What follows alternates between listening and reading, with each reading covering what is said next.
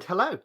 We've got Michael Manser with us today from US Tech Solutions. Michael is the SVP of Operations. Hi, Michael. It's That's good. growth. My first question is, can you tell me a bit about who you are, what you do, and where you've gone in your career and where you feel your career is now going to? Right. Uh, so I'm a little bit different than a lot of people in the staffing industry in the fact that I actually started by getting a degree in HR. It was actually technically industrial relations. So I wanted to become a recruiter when I got out of school. And that launched me right into working with one of the world's largest engineering staffing companies. And so I am first and foremost passionate about recruiting. And then I learned the generalities of management, leadership, operations in general. I think my career has taken me into 7 different M&A events. I've had consolidations. I've worked with global companies. And I think that kind of brought me into a lot of technology, uh, you know, uh, projects that looked at how do we actually upgrade, how do we actually move, how do we consolidate. And so that kind of has led me to being of interest to US Tech, and likewise interested in what US Tech is doing. So, And Michael, tell me, I mean, I get the impression you're a bit of a sort of a master of all trades because you're doing quite a different set of disciplines through your career, aren't you? yes, they call me the utility executive because basically I've been in sales, I've been in operations, I've been the projects that I've taken were so large, they were global in nature. People thought I worked for IT for periods of my life. They think I've worked for HR, for marketing, so for risk. So it's kind of one of those things you have to learn your clients, which are those departments, and you have to understand what they're trying to accomplish. And so you put on that hat for a while. And so Yeah. that's given me a lot of nice skill sets in my career. So I'm intrigued. How much of your role is change management, managing change, driving change? How much of it is operational, living with and operating the engine? Uh, 100% of my job. And I think the reality is you always have to be curious and seek to understand what your current situation is, and then understand what you're trying to accomplish as far as the change and what it means as far as uh, changes at the desk is what we refer to all the time. In other words, how does it impact the people who are doing the job? And does it make their life easier? And does it make it more efficient or more effective? And that's really Yeah, what we drive, because it's a lot of times it's like, is it really just that cost savings, or is it, compliance is why we're doing change? yeah. Usually that's not the case. We're actually looking for change that's going to make everybody better at what they do.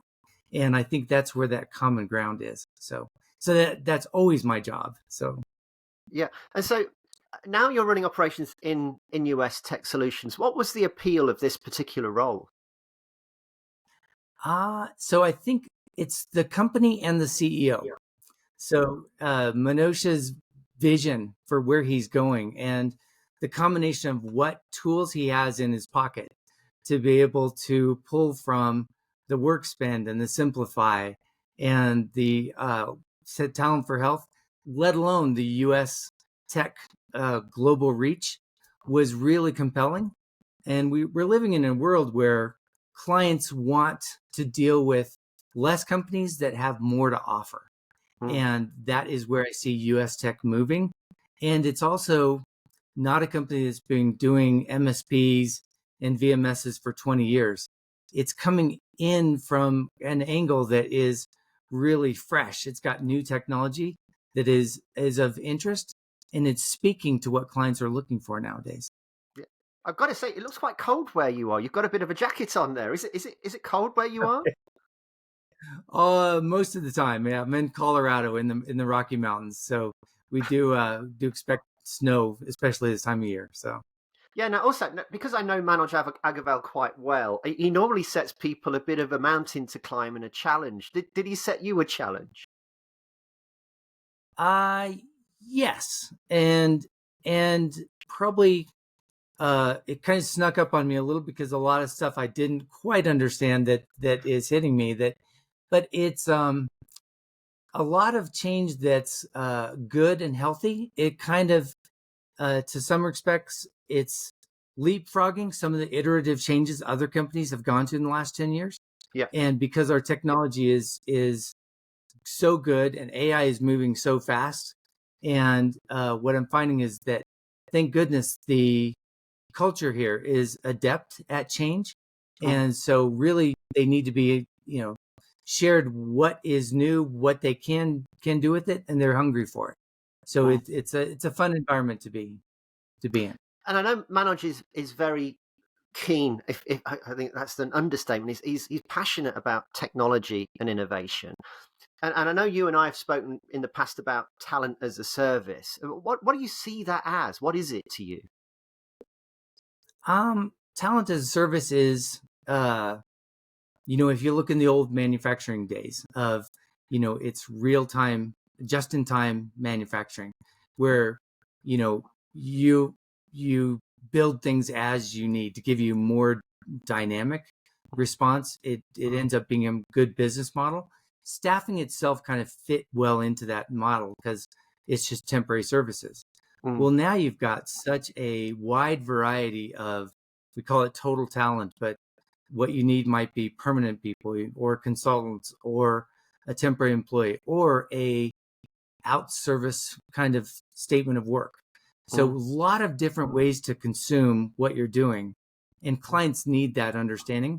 And the mm, idea of talent as a service is not only in this moment, I need these people with this skill for only this period of time because they bring something to the table that I don't have as a company.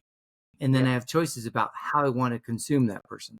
So to me, it's meeting the need of today of clients, but it's also meeting, more importantly, just as importantly, it meets the needs of what employees are looking for. People Mm, want more flexible work. Sometimes they want to work for great brands, but not for a lifetime. They mm. want to walk away with new skills, but they also want to bring their value to the table. And when we're able to match both things up well, it's the perfect world.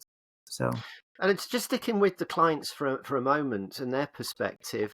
How is the landscape changing? What are you seeing about the kind of what's happened in the last 3 4 years with talent in this industry? uh, I think there's a frustration from clients that we as staffing haven't moved fast enough. So I Mm, think they're becoming more and more demanding about what we do. And I think the tables have turned that they know they need to have a partnership with a staffing company that understands what talent is looking for nowadays. The mm, talent really holds more cards than they've ever had before. mm, And so those partners that can draw in the best talent and understand where the right fit is, they become more valuable today than ever. The mm, old legacy models from 5 years ago just aren't working anymore. You have mm, to have much more of a understanding of what people want, how they communicate, and you know how they want to be treated. So mm, I mm. think that's the change in environment is just understanding your clientele. So And if that change isn't happening quickly enough for clients, is it a conservatism of attitude within the clients or the industry that's holding it back? yes, you hit on something. It's conservatism of clients who want change, but Mm, that they're not really, they talk the talk, but then they actually don't participate. So, mm, coming from the world of the on-demand platforms, everybody wants the ability to just reach in and communicate to a whole host of different kinds of talent immediately. mm, It looks great on paper, but it actually requires the client to mm, do something different. They actually have to log in. They have to use the platform. They have to talk. And that's what we find a lot of times is change management. We brought this up earlier. change management is affecting our company that we own. But a huge part of it now is managing change management of our clients Mm, about how they need to change what they do to adopt the new powerful tools, mm. because you need them to be on board. It's funny that workers and talent, they're leading it because this is the technology they want, and we're having to literally bring it to the doorstep and then really manage that change for the clients. So Now, you and I are going to be sitting on a discussion panel talking very shortly about IT procurement. You're in many respects, you're on the supply side of that largely, but also you are involved in facilitating IT projects by providing the talent. Let me ask you the open question. Is IT procurement broken as it is at the moment, or could it be improved? What's the state of it? it's changing. So we have so many of our clients are used to using IT contingent workers for their solutions.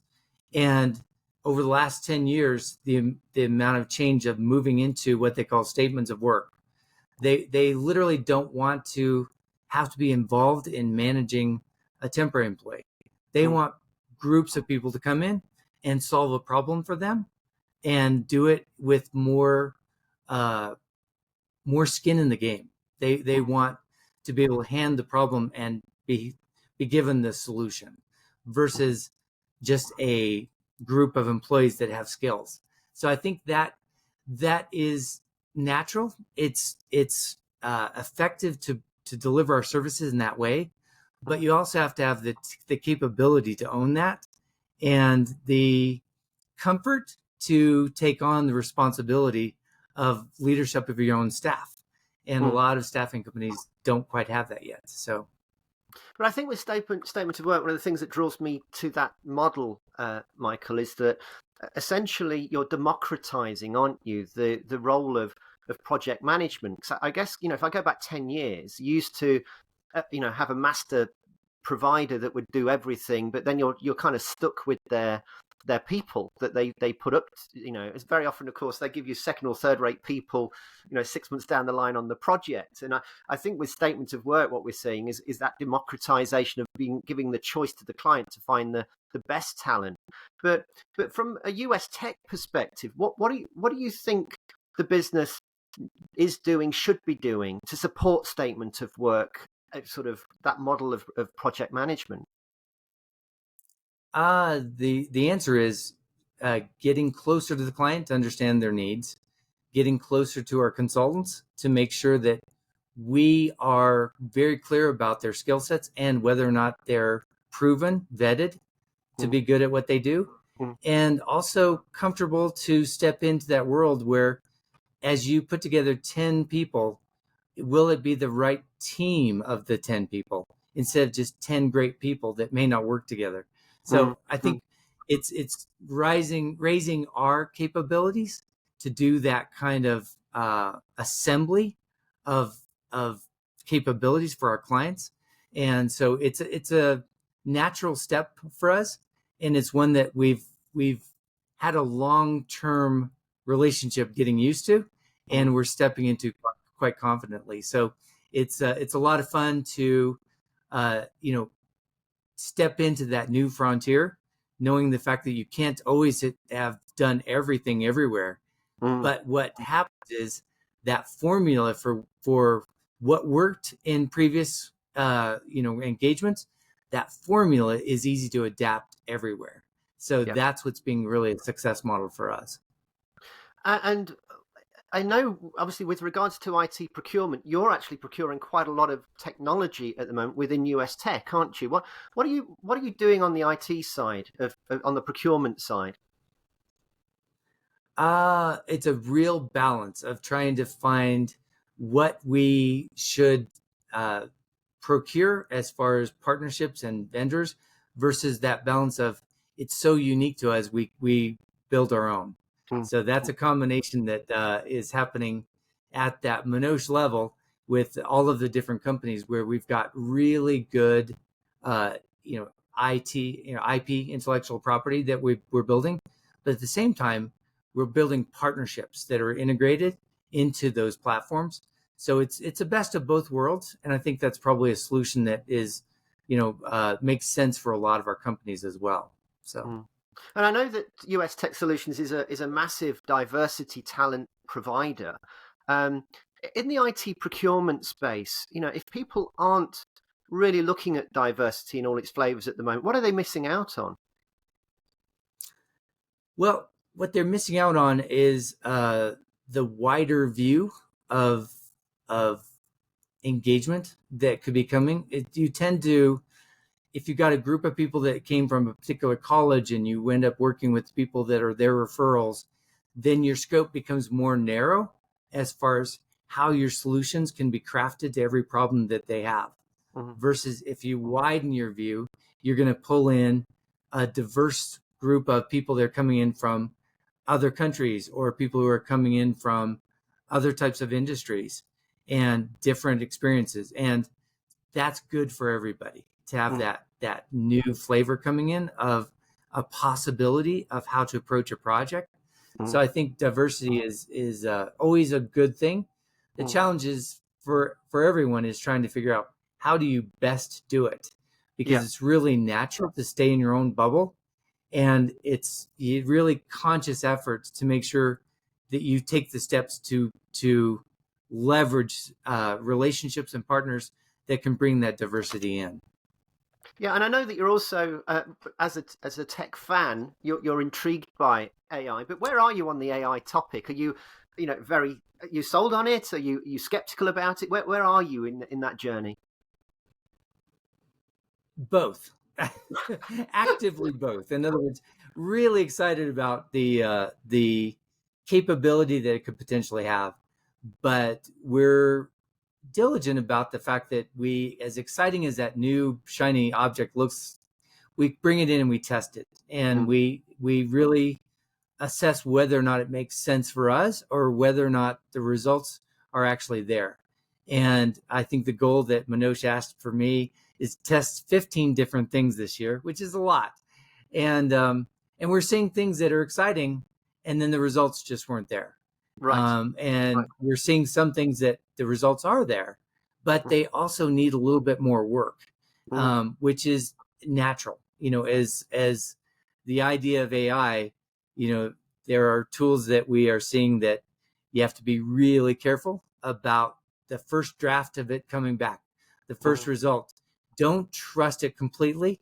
You have to edit it. It's saving you time mm, because it's done 80% of that work, but 20% of it might not be right. It may literally have some hallucinations in it, and we're trying to work that out.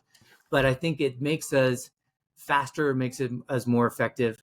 And then on the tools that I think the broader, um, you know, uh, US Tech family of companies that are using, there's amazing AI mm, that's generative AI that's built in that is not have it is rock solid, mm, and it is a gift. It just makes things so much faster for clients to be able to use.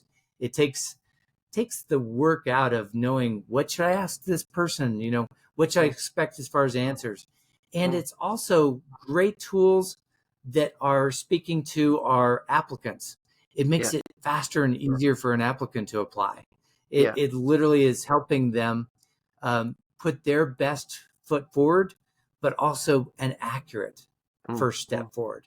So there's AI angles you got to look at it that hopefully you're helping all of your stakeholders. So Michael, what you've been doing a lot of change for a lot of companies through your career. I mean, obviously, you're almost a professional disruptor in some respects in businesses.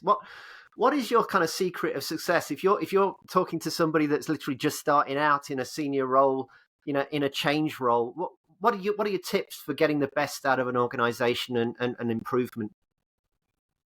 uh it's the the phrase the devil's in the detail, and you have a lot of people that want to stay high and they float, they just want the change to happen, Yeah, at the top. And the reality is change management happens in the details.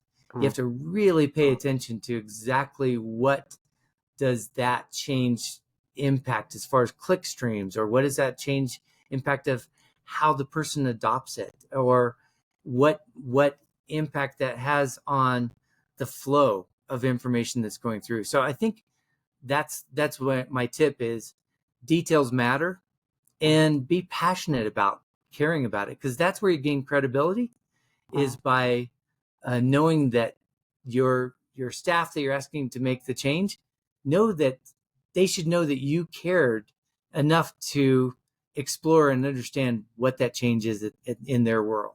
So mm, I mm. think, and at the same time, you have to be able to manage that same message to the CEO without all the details, because they need to manage things faster, bigger, and being able to balance that, I think, is the trick. So you've kind of got two conversations going on, is what you're telling me. Then you've got this kind of senior level. This is what we're doing, and a sort of big picture view, and then you're down in the knitting, trying to get it all sorted out. Is that the case? We do. We had project updates all my career that said, "Here's the project update, and this is what you send to your project team," and then you bring it down by seven. I want to say 2/3 at least, to give the executive summary. And you just need to be able to look at those both worlds, Mm, because that's the most effective way of communicating. mm. Communicate in a way that your audience needs to hear it is the answer. And Michael, I think what I see in you is very much somebody that can drive these projects forward. But what do you actually look for in the personalities of the people in your own team? Uh, the first thing comes to mind is, in staffing and in any team, curiosity is the first thing that says, um, active listening, and ask a lot of questions, and not necessarily because you're trying to accomplish a particular thing. Be Mm, curious about how this thing works, and also ask those questions about what are the things you've always wanted to add to this process. What are the things that frustrate you about that process? Really be relationship oriented with everyone who's involved in the group. And mm, then once you understand that, be passionate about what your solution looks like.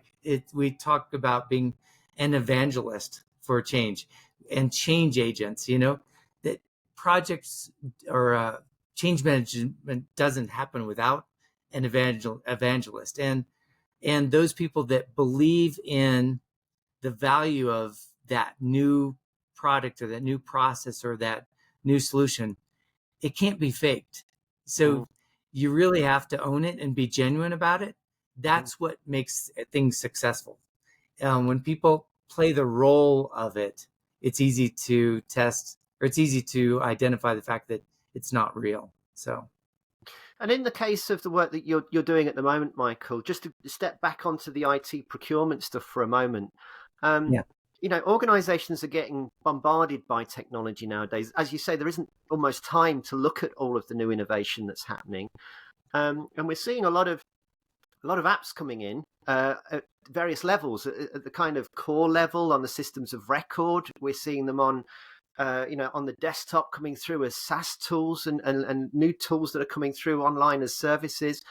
How do you manage that? How do you manage the relationship between that outside world of all that tech and what you need to prioritize in order to grow the business? Uh, Pay attention to your your core business, and literally, it kind of goes back to, does this look like it's something fun and new, or Mm, is this literally potentially a distraction? mm, um, they always talk about, follow your own success through your money or through your relationships, or what is your initiatives this year as a company. mm, Does that technology actually support those? Do mm, they are they aligned with your key differentiation as a company? Are they aligned with your values as a company? And do they achieve your initiatives?